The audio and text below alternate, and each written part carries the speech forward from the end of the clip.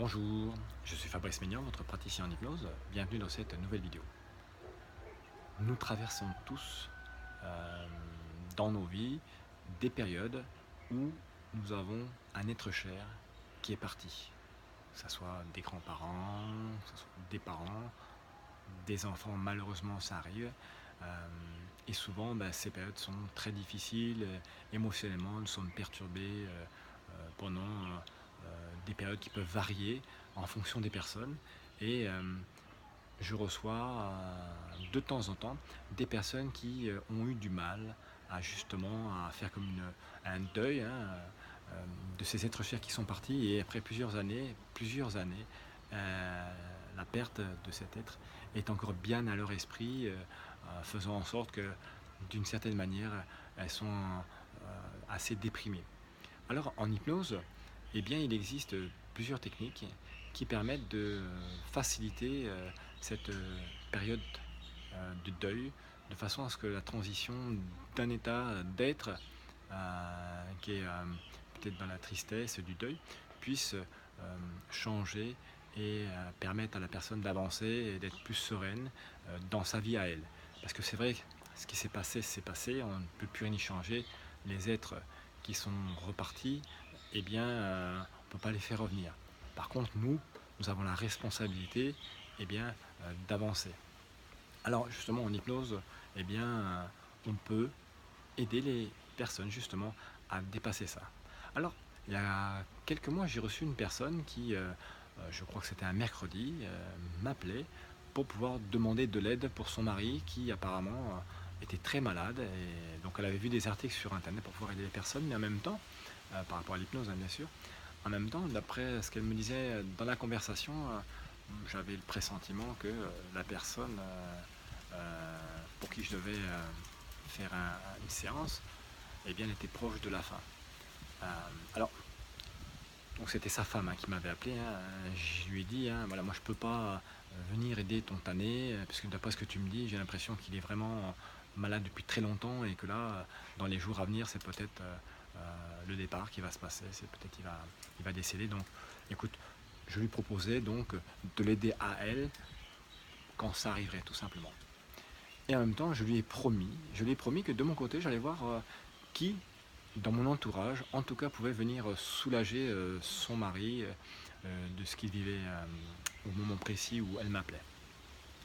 Et puis c'est vrai que le soir, quand même, je me suis dit, Fabrice, c'est vrai que tu aurais pu aller l'aider, mais c'est vrai qu'il y a eu l'inquiétude de dire, c'est vrai que si je vais faire une séance et que le lendemain, la personne s'en va, j'avais pas envie non plus que je me trouve responsable de son décès, puisque c'est vrai que aujourd'hui, des gens veulent des responsables, et donc je voulais pas non plus être ce lien de causalité, d'être à ce moment-là précis. En tout cas, bon, j'ai cherché de mon côté une personne qui pouvait l'aider dans l'entourage des personnes de guérisseurs que je connais, des personnes qui font des thérapies brèves, et on m'a donné un contact. Et le lendemain matin, donc vers 9h ou 10h, j'appelle cette dame pour lui dire que j'avais trouvé quelqu'un qui pouvait vraiment aider son mari. Et quand je l'ai au téléphone, elle me dit, écoute, Fabrice, c'est trop tard, il est parti cette nuit. Je me suis dit, bon, que j'avais une bonne intuition de ne pas y aller, enfin une bonne impression, mais en même temps, je l'ai soutenu par téléphone, et je lui ai à nouveau renouvelé mon aide. Je lui ai dit, écoute, c'est vrai que pour toi, ça va être une période qui va être difficile. En tout cas, sache que par l'hypnose, je peux vraiment t'aider et te soulager. Alors, on a discuté un moment, et puis comme toute conversation téléphonique, elle s'est achevée. Et voilà, j'avais fait ma proposition de recevoir cette personne en séance pour vraiment l'aider.